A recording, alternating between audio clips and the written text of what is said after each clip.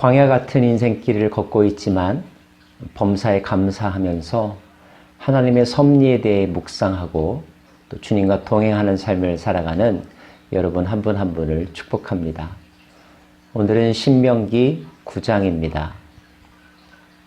신명기 9장에서 하나님께서는 모세를 통하여서 그 백성들이 가나안 땅에 들어가서 그 땅을 차지하게 될 때에 가져야 될 생각에 대해서 말씀하십니다. 목적을 달성하고 또 성공을 이루었다는 것 너무너무나 기쁜 일이겠죠. 축하받고 싶고 박수치고 싶고 또 스스로를 자랑하고 싶은 마음이 가득할 것입니다. 그런데 그런 순간에 결코 잊지 말아야 될 것이 있음을 하나님 모세를 통하여 가르쳐 주시는데, 오늘의 말씀은 혹여나 성공이라는 것을 거둔 경험이 있는 분들에게 주시는 중요한 교훈인 줄로 압니다.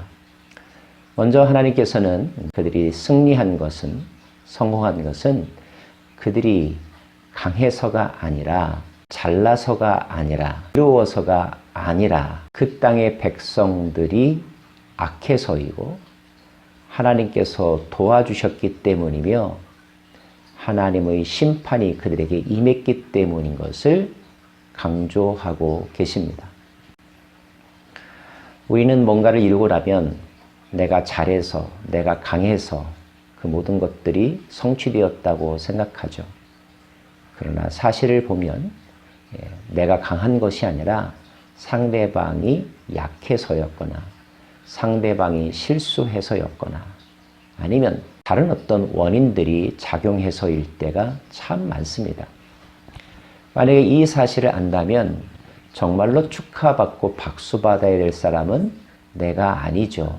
덤으로, 은혜로 그것을 얻은 것입니다. 만약에 은혜로 그 일을 이루었다면 어떤 마음가짐을 갖게 될까요? 오히려 승리가 두려울 수 있습니다.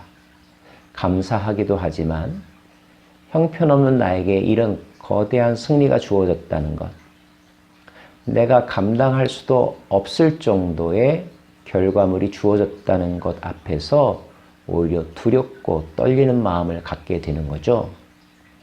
하나님은 이스라엘 백성들이 가나안 땅에 들어가서 그 땅을 차지하면서 살면서 그 마음을 갖고 살라고 말씀하십니다. 그런데 인간은 정말 그렇게 마음가짐을 갖고 살까요? 모세가 보기에도 이스라엘 백성들은 그 마음에 완악함이 있었고 교만함이 있었고 목이 곧은 백성이었음을 성경은 말해주고 있습니다. 그들이 목이 곧은 예들이 어떤 경우가 있을까요? 모세는 이스라엘 백성들이 목이 곧은 백성이라고 말하면서 호렙산에서 있었던 일, 즉 출애굽기 32장에 모세가 십계명을 받고 내려왔을 때에 산 아래에서 아론을 비롯한 이스라엘 백성들이 행했던 일들, 송아지를 만들고 우상을 숭배했던 사실 기억하시죠?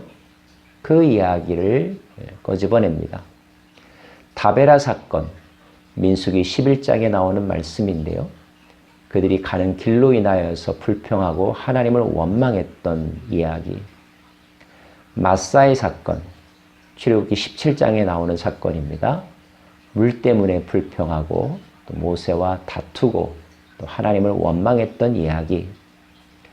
기브롯 핫다와 사건, 탐욕의 무덤이라고 하는 뜻을 가지고 있는 단어입니다.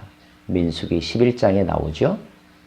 그리고 가데스 바네아 사건, 민수기 13장, 14장에 나옵니다.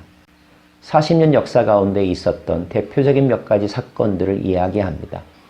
그 이야기들은 모두 이스라엘 백성들이 얼마나 완악하고 목이 곧은 백성인지를 보여주는 사건인 거죠. 이 아픈 기억들을 다시 꺼집어내는 이유는 이제 가나안 정복을 앞에 두고 있는 새로운 세대들에게 우리는 본래 이런 자들이었다. 우리는 성품으로나 또 우리의 능력으로나 또 우리의 가치관과 하나님에 대한 신앙이라고 하는 차원에서 보아도 도저히 그럴 만한 상급을 얻을 만한 존재가 아니었었다. 자, 그럼에도 불구하고 자격이 없음에도 불구하고 만약에 그 가나안 땅이 우리에게 주어졌다면 그러면 우리는 어떻게 해석해야 하는가? 그 성공과 성취를 어떻게 해석해야 하는가? 우리가 잘나서가 아니었음을 잊지 말라는 것입니다. 그들의 성장 과정에서 일어났던 사건들을 보면 너희들도 누구도 가나안 땅에 들어갈 수가 없었다.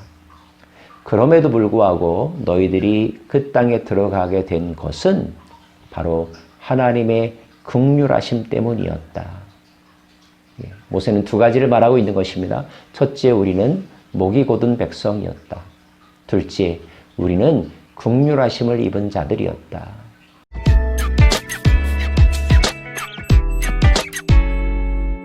그렇게 하나님의 심판을 받음에도 불구하고 우리가 긍휼을 얻을 수 있었던 것은 모세의 기도 때문이었다라고 말하면서 그 기도의 내용을 마지막 부분에서 요약하고 있습니다. 기도의 첫째는 살려주십시오 하는 거죠. 여호와께 간구하여 이르되 주 여호와여 주께서 큰 위엄으로 속량하시고 강한 손으로 애굽에서 인도하여 내신 주의 백성 곧 주의 기업을 멸하지 마옵소서. 살려달라고 애원하고 간청하고 그리고 매달리는 것, 이것 자체가 죄를 지었고 죄인임을 인정하는 행위이고 겸손의 자리로 돌아가는 의미겠죠. 살려주십시오. 그 다음 주의 종 아브라함과 이삭과 야곱을 생각하사 이 백성의 완악함과 악과 죄악을 보지 마옵소서. 쉬운 말로 하면 한 번만 눈 감아 주십시오. 실수한 것이 너무나 많이 있지만 용서해 주십시오. 용서를 구하는 기도였다는 것입니다. 주께서 우리를 인도하여 내신 그 땅 백성이 말하기를 여호와께서 그들에게 허락하신 땅으로 그들을 인도하여 드릴 만한 능력도 없고 그들을 미워하기도 하사 광야에서 죽이려고 인도하여 내셨다 할까 두려워하나이다. 원수들의 조롱거리가 되지 않기를 원합니다. 우리는 겁도 많고 능력도 없는데 그러한 이야기들을 원수들에게 빌미로 제공할 수는 없습니다. 하나님, 우리가 하나님의 백성인데 원수들의 조롱거리가 될 수는 없지 않겠습니까? 하나님 용서하여 주십시오. 그리고 마지막으로 그들은 주의 큰 능력과 표심팔로 인도하여 내신 주의 백성 곧 주의 기업이로소이다. 우리는 주님의 것이지 않습니까? 주님께서 우리를 언약 백성으로 삼지 않으셨습니까? 그 사실을 굽어 살피사 우리의 행위를, 우리의 잘못을 용서하여 주옵소서. 간곡하게, 간절하게, 애타게 기도했었고 그 기도 때문에 지금 너희들은 죽지 않고 살아있다는 것. 다른 출애굽 1세대들은 다 죽었지만 너희들도 사실 그들과 크게 다를 바가 없었지만 특별한 은혜가 너희에게 임하여서 너희들은 지금 가나안 땅을 앞에 두고 있다는 사실을 잊지 말아라. 그러므로 이제 너희들은 분명히 그 땅에 들어가게 될 터인데 꿈을 이루게 될 터인데 성공하게 될 터인데 성공하게 된 그때에도 결코 자만하지 말 것이니라. 착각하지 말 것이라. 너희가 강해서가 아니라 너희가 의로워서가 아니라 너희가 능력이 많아서가 아니라 잘해서가 아니라 하나님의 은혜로 말미암아 너희에게 주어진 특별한 은총임을 잊지 말라고 말씀하고 있는 것입니다. 사랑하는 여러분, 이 교훈은 오늘 이 시대의 저와 여러분에게도 늘 살아있어야 될 메시지입니다. 선줄로 생각하는 자는 넘어질까 조심하라고 했습니다. 우리가 재물을 얻었다면 재물 얻을 능력을 주신 하나님의 은혜 때문이라는 사실을 잊지 말라고 8장에서 말씀하셨습니다. 겸손은 아무리 강조해도 지나침이 없는 영적인 덕목입니다.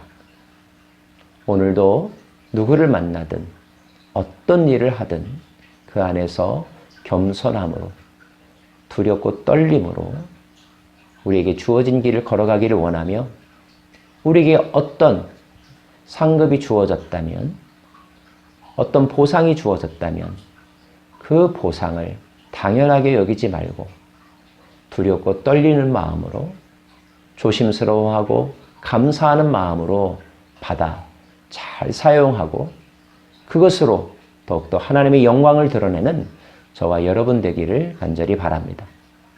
기도하겠습니다.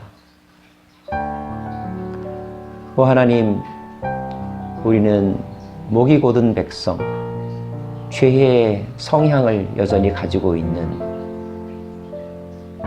모태로부터 죄 가운데 태어난 악한 자들입니다. 그럼에도 불구하고 하나님의 은혜로 우리가 살아있고 또 하나님의 은혜로 기회를 사용하여 무엇인가를 이루고 있습니다. 교만하지 않게 하여 주시고 자기의 의를 드러내지 않게 하여 주시고 형통할 때에도 주님을 생각하고 곤고할 때도 주님을 생각하며 오직 모든 영광과 감사와 찬양을 여호와 하나님께만 올려드리는 저희들의 인생 되게 하여 주옵소서. 예수님 이름으로 기도합니다. 아멘.